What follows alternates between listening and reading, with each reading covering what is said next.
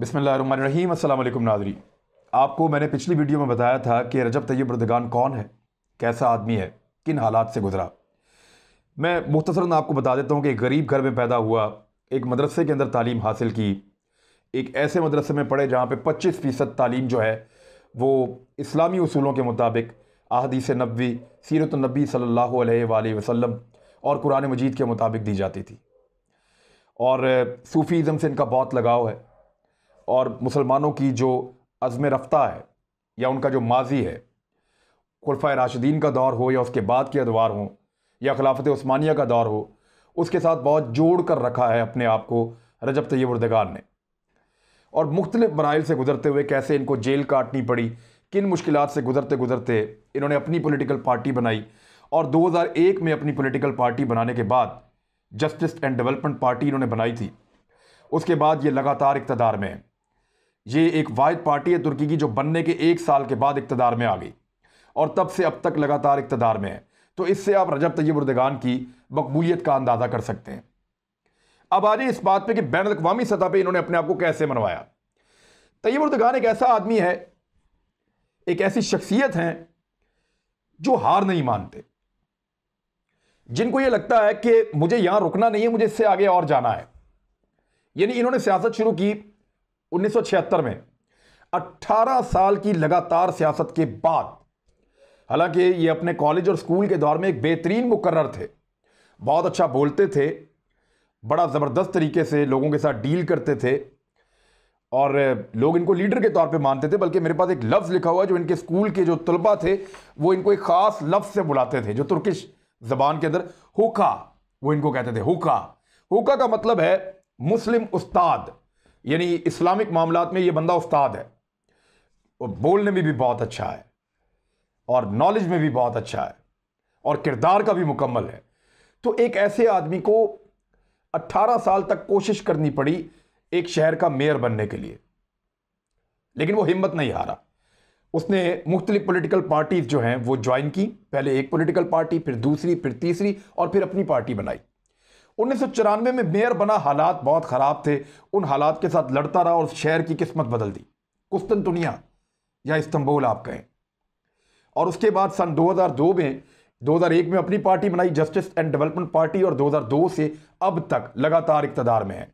ये वाहिद आदमी है जो 3 मरतबा तुर्की के वज़ीर आज़म बने और 2 मरतबा तुर्की के सदर बने और आज तुर्की के तकरीबन तमाम इख्तियारात इनके पास हैं। तैयब एर्दोगान अंदर से ये समझते हैं और उनके अमल ये बताते हैं कि वो जमहूरियत को पसंद नहीं करते, वो सेकुलरिज्म को पसंद नहीं करते। इनके दौर में अक़लियतों को हुकूक बहुत ज़्यादा दिए गए, इनके दौर में अक़लियतों के ऊपर जुल्म व सितम बिल्कुल नहीं हुआ, इनके दौर में कानून की बालादस्ती रही, इनके दौर में इंसाफ पहले से बेहतर हुआ। अक़लियतें आज़ादी के साथ अपना काम कर सकती हैं, लेकिन इनके दौर में जो एक सेकुलर किस्म के नज़रियात थे वो ख़त्म किए गए। यानी जो बच्चा कुरान पाक हिफ्ज़ करेगा उसको ये उम्र पे भी भेज देते हैं, जो नाज़रा कुरान पाक पढ़ता है उसको साइकिल गिफ्ट में दे देते हैं, मस्जिद से जो बच्चे नमाज पढ़ के निकलते हैं उनके लिए मुफ्त चॉकलेट्स के स्टॉल लगा देते हैं। तो ये रजब तैयब एर्दोगान है।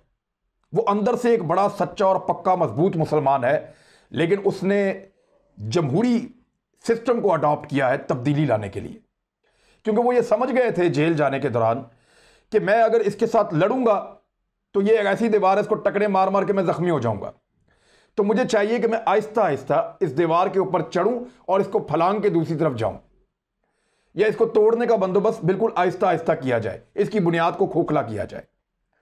तो आज तुर्की में वैसी जमहूरियत नहीं है जैसी आज से 20 साल पहले थी। आज तुर्की वैसा सेकुलर भी नहीं है जैसा आज से 20 साल पहले था। तुर्की बहुत ज़्यादा बदल गया है, वहाँ के लोगों की सोच और नज़रियात बदल गए हैं।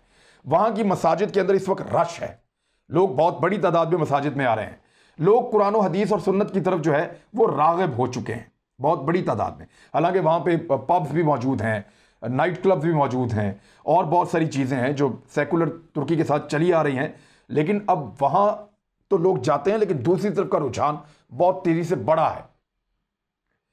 तुर्की में जो है वो कुरानी तालीम अब उनकी जो है वो ज़्यादा दी जा रही है और उसको पॉलिसी के तहत अडॉप्ट किया गया है कि कुरान और हदीस को और सुन्नत को लोग समझें, ख़ास तौर पे उनके बच्चे। तो ये है रजब तैयब उर्दगान अंदर से। लेकिन उसके बाद दूसरा कोई रास्ता नहीं था।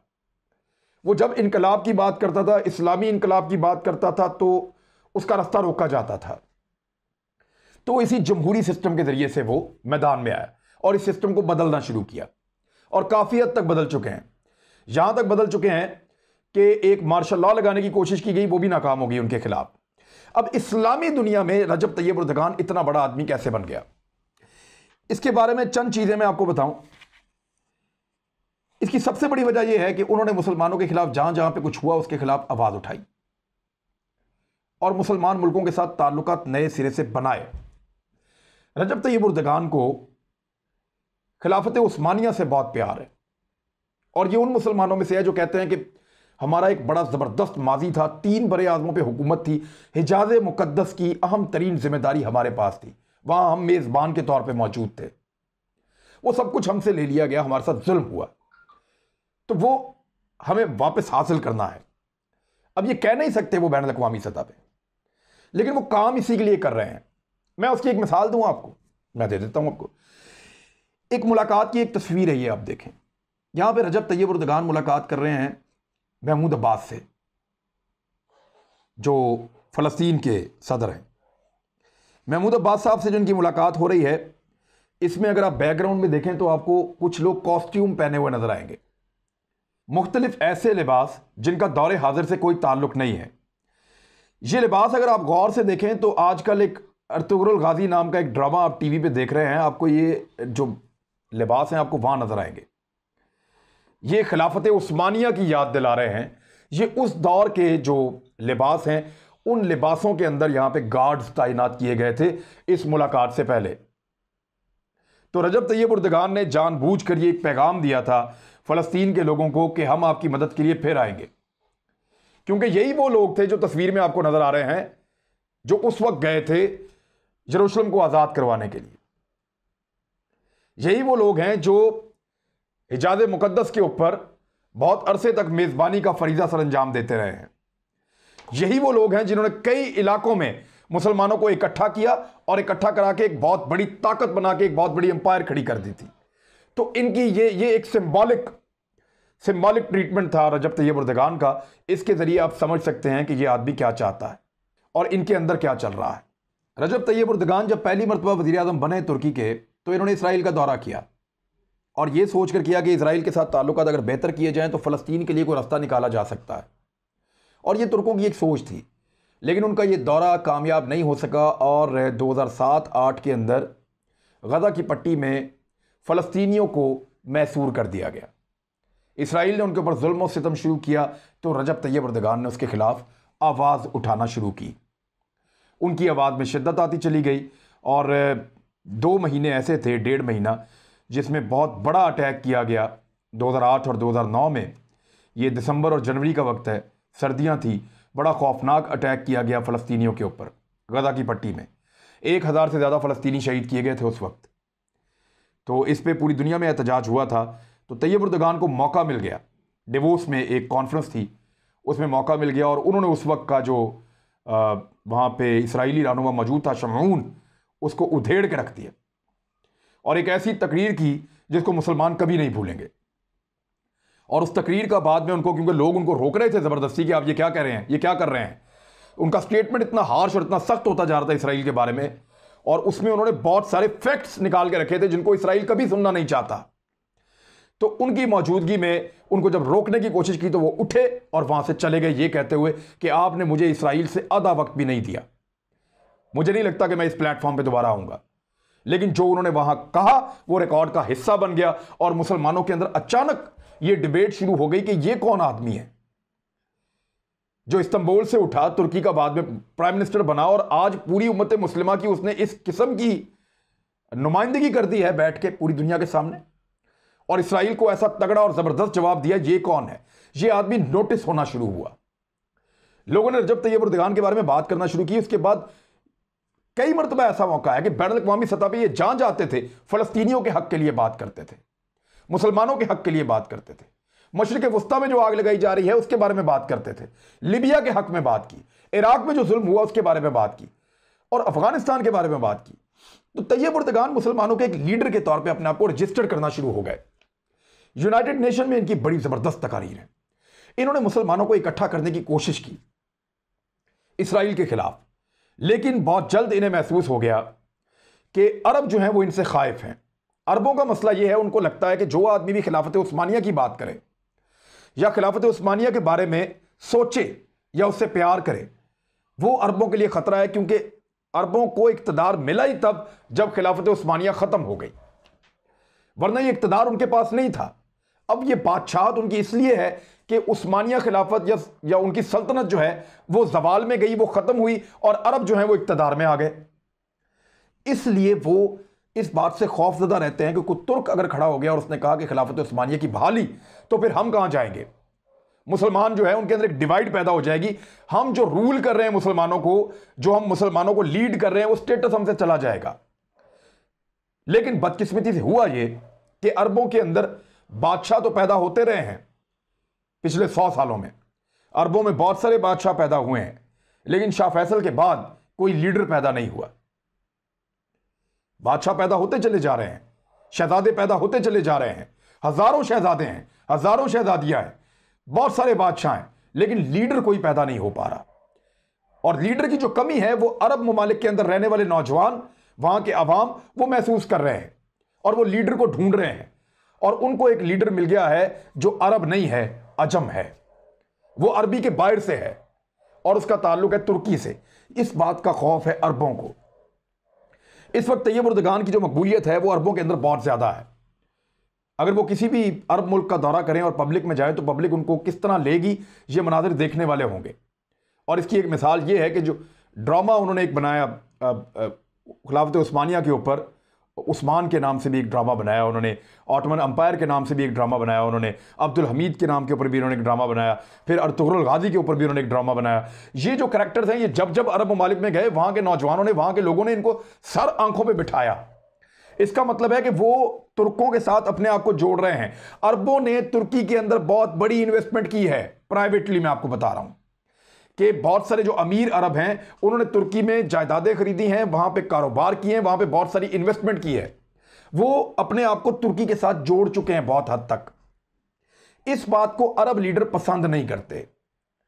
उन्हें यह लगता है कि यह आदमी हमसे हमारा स्टेटस छीन लेगा, और वो हक बजाने में इस बारे में। अगर वो छीन भी लेगा तो बर्मा के मुसलमानों की मदद करने कौन गया था या उनके बारे में बात करने कौन गया था? तैयब उर्दगान। शाम के बच्चों के बारे में बात किसने की, उनके लिए आवाज किसने उठाई? तैयब उर्दगान ने। मुसलमानों को इकट्ठा करने की कोशिश किसने की? इसी आदमी ने की। और फिर उन मुसलमानों के साथ लड़ाई किसने की जो इसराइल के साथ खड़े होते हैं, या उनके खिलाफ बात किसने की जो इसराइल के साथ खड़े होते हैं? तैयब उर्दगान ने की। और फलस्तीनियों के लिए मदद लेकर कौन पहुंचा? तैयब उर्दगान पहुंचा, और तो कोई नहीं गया मुस्लिम उम्मा में से।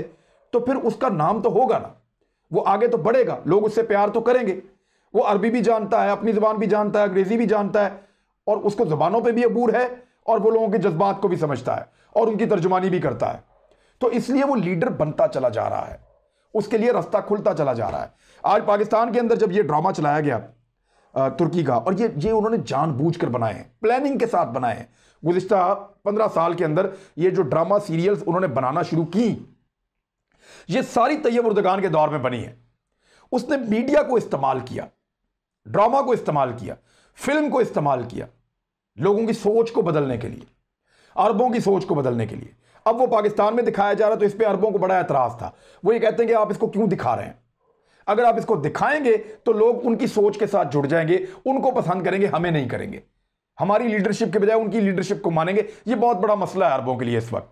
लेकिन इस मसले का आसान हल है कि वो मुसलमानों को वाकई लीड करें, कश्मीरियों के हक की बात करें, फलस्तीनियों के हक की बात करें, इसराइल की मुखालफत करें, भारत की मुखालफत करें।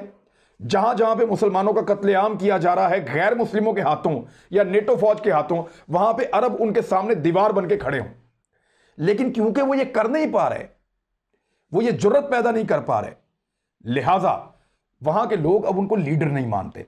अच्छा, लीडर नहीं मानते तो फिर निकलते क्यों नहीं, सड़कों पे क्यों नहीं आते? ये एक बहुत बड़ा सवाल है। मैंने आज, हमारे एक बड़े अच्छे दोस्त हैं, स्कॉलर हैं, और उन्होंने सारी ज़िंदगी गल्फ में गुजारी है, उनसे मैंने आज ये सवाल पूछा। मैंने उनसे कहा जी कि ये अरब जो हैं ये क्यों हमारी तरह एहतजाज नहीं करते। मिसाल के तौर पे पाकिस्तान के अंदर अगर आटा महंगा हो जाए, चीनी महंगी हो जाए, पेट्रोल महंगा हो जाए, लोग बाहर नहीं निकलते। लेकिन पाकिस्तान में अगर इसराइल को तस्लीम करने की ज़रा सी बात हो तो हज़ारों लाखों लोग सड़कों पर आ जाएंगे, तोड़फोड़ शुरू कर देंगे, लड़ाई शुरू कर देंगे। इनके लिए बहुत बड़ा मसला है। अरबों के लिए यह मसला क्यों नहीं है? तो उन्होंने कहा कि जनाब ये ट्रेनिंग का फ़र्क है और हालात ने उनको ऐसा कर दिया है। अरब जो हैं अगर कोई इकॉनमी में कोई बहुत बड़ा मसला आ जाए, भूखे मरना शुरू हो जाए, तो वो सड़कों पे आ जाएंगे। लेकिन जब उनको हुकूमत से कोई वैसे प्रॉब्लम है, कोई नजरियाती इख्तलाफ है या कोई ऐसी चीज़ है, तो वो सड़क पे नहीं आएंगे। उसकी मिसाल उन्होंने ऐसे दी कि मिस्र ने तस्लीम किया था इसराइल को, उनके साथ मुआहदा किया था। मिस्र ने भी किया था, जॉर्डन ने भी किया था, उर्दन ने। तो जिन दो मुल्कों ने इसराइल के साथ पहले मुआहदा किया था, उसकी अवाम ने आज तक इसराइल को तस्लीम नहीं किया, लेकिन कभी एहतजाज भी नहीं किया, शोर भी नहीं मचाया इस बात के ऊपर ज़्यादा। हाँ, ये ज़रूर है कि वो आज भी आपको कोई मिस्री या कोई उर्दन का रहने वाला आदमी जॉर्डन का, वो आपको इसराइल में नज़र नहीं आता। वो इसराइल जाता ही नहीं है, इजाज़त होने के बावजूद नहीं जाते इसराइल। और अगर कोई इसराइली उनके मुल्क में आ जाए तो वो उससे नफरत करते हैं। उनको पता चले तो वो उसको चीज़ नहीं देते, उसको दावत नहीं देते, उसके साथ बात करना पसंद नहीं करते। तो अरबों का रिएक्शन मुख्तलिफ किस्म का है। यहां जो सब कॉन्टिनेंट के लोग हैं ये लीड करते हैं, इनका रिएक्शन ज्यादा जज्बाती है और ज्यादा जोर आवर है, मुख्तलिफ किस्म का है। अरब की अवाम इसराइल से प्यार नहीं करती, उनके साथ ताल्लुक नहीं रखना चाहती, लेकिन वो अपने हुक्मरानों के खिलाफ उनका एहतजाज का मिजाज नहीं है। ये मुझे मेरे एक प्रोफेसर दोस्त हैं, उन्होंने समझाई बात। हो सकता है कि उनकी बात में कहीं कोई कमी हो, लेकिन मैंने एज इट इज आपको बता दी है। अब इस वक्त जब आया सूफिया मॉस्क को उन्होंने दोबारा रजब तैयब एर्दोगान ने खोला, तो पूरी दुनिया में इसकी प्रमोशन हुई, पूरी दुनिया में इसके बारे में बात की गई और मुसलमानों के अंदर बड़ी पजीराई मिली रजब तैयब एर्दोगान को, और लगातार मिलती चली जा रही है। तो इस वक्त रजब तैयब एर्दोगान ने बड़ी कामयाबी के साथ अपने आप को पहले एक मेयर के लेवल पे लाए, फिर वजीर आज़म के, फिर सदर के, और अब बैनुल अक़वामी सतह पे वो अपना सफ़र जारी रखे हुए हैं। ये कहीं ब्रेक लगाने के लिए तैयार नहीं है। और अब वो उम्मत मुस्लिमा को इकट्ठा करने के एक कॉन्सेप्ट के ऊपर चल रहे हैं, यहां एक नया इत्तेहाद बना रहे हैं। सऊदी अरब से और यूएई से उनको मायूसी हुई है और हमें भी उनसे मायूसी हुई, क्योंकि कश्मीर के मामले में उन्होंने हमारा साथ नहीं दिया। हालांकि फ़लस्तीन के मामले में हम हमेशा फ़लस्तीनी भाइयों के साथ खड़े हैं। नज़रियाती लिहाज से हमने आज तक इसराइल को तस्लीम नहीं किया और ना कभी करेंगे इंशाल्लाह। प्राइम मिनिस्टर ऑफ पाकिस्तान ने बड़ी ज़बरदस्त बात की, सैल्यूट है उनको कि वो कह रहे हैं कि जी मैं नहीं करूंगा, और अच्छी बात है, करेंगे भी नहीं इंशाल्लाह। तो एक नया इत्तेहाद बनने जा रहा है। ईरान, तुर्की, मलेशिया, पाकिस्तान, सेंट्रल एशिया के मुसलमान ममालिक, अफ़गानिस्तान, बांग्लादेश और कुछ दीगर ममालिक जो हैं, इवन कुछ ममालिक जो है वो आपके लीबिया को इसमें शामिल कर लें, इराक़ को इसमें शामिल कर लें। उनके हालात पहले तो अच्छे नहीं हैं, लेकिन फिर भी इन ममालिक की बड़ी ज़बरदस्त जुग्राफियाई अहमियत है। और इसके अलावा दीगर कुछ और मुसलमान ममालिक हैं, वो सारे के सारे इस धारे में शामिल होकर एक उम्मत के कॉन्सेप्ट के ऊपर खड़े हो सकते हैं। लेकिन कुछ अरब ममालिक जो हैं वो इससे दस्तबरदार होते हैं या अपने आप को दूर रखते हैं। पाकिस्तान की कुछ मजबूरियां हैं, अभी वो फ्रंट पे आके लीड नहीं कर सकता, लेकिन हमारी जुग्राफियाई अहमियत, हमारी बहुत बड़ी फौजी ताकत, हमारा एटॉमिक पावर होना और मुस्लिम उम्मा का दूसरा सबसे बड़ा मुल्क होना हमारी स्ट्रेंथ है। उम्मत मुस्लिमा हमारा भी इंतज़ार कर रही है कि ये कब मैदान में आएंगे, और उसके रास्ते में सबसे बड़ी रुकावट, हमारे मैदान में आने के रास्ते में सबसे बड़ी रुकावट हमारी इकॉनमी है जो कमज़ोर है। जिस दिन वो ताकतवर हो गई तो पाकिस्तान भी अपना स्टांस लेगा और दुनिया के अंदर खड़ा हो जाएगा लीडरशिप के साथ। तो रजब तैयब एर्दोगान के बारे में मैंने आपको बहुत सारी चीज़ें बताई, आइंदा भी इनके ऊपर हम बात करेंगे कि कैसे एक गरीब घर से उठ के एक लड़का सारी ज़िंदगी स्ट्रगल करके अपने अकायद को अपने सामने रखते हुए, अपने मज़हब से उसने अपने आप को दूर नहीं किया, अपने अकीदे से उसने अपने आप को दूर नहीं किया, और किस तरह उसने कामयाबियों की मनाजिल तय की। उसे कंप्रोमाइज़ करना पड़ा, उसको चीज़ों के बारे में ये देखना पड़ा कि ये दीवार नहीं तोड़ी जा सकती इस वक्त, तो उसने उसको फलांग दिया। दूसरी दीवार सामने आई, ये नहीं तोड़ी जा सकती, तो उसको कमज़ोर करना शुरू किया। वो कुछ ना कुछ करके अपना रास्ता बनाता रहा और उसने अब एक पूरा काफिला खड़ा कर दिया है। तुर्की में इस्लाम दोबारा से पनप रहा है, फैल रहा है, लोग मज़हब की तरफ राग़िब हो रहे हैं। मसाजिद में अज़ानें ज़बरदस्त तरीके से दी जा रही हैं, बड़े सोज़ के साथ, बड़ी मोहब्बत के साथ कुरान मजीद की तिलावत की जा रही है। तो ये एक बदलता हुआ माशरा है जिसको हम खुद विटनेस कर रहे हैं। मैं तुर्की गया, मैंने ये सब कुछ खुद देखा है, ये होता हुआ देखा है। ये एक नई ट्रांजिशन है जो वहाँ पे हुई है, और अब उसको शिफ्ट करके तैयब उर्दगान ने पहले इस्तांबुल को तब्दील किया, फिर तुर्की को तब्दील किया, अब वो दुनिया को तब्दील करना चाहता है। अपना ख्याल रखिएगा, हमारे चैनल का भी।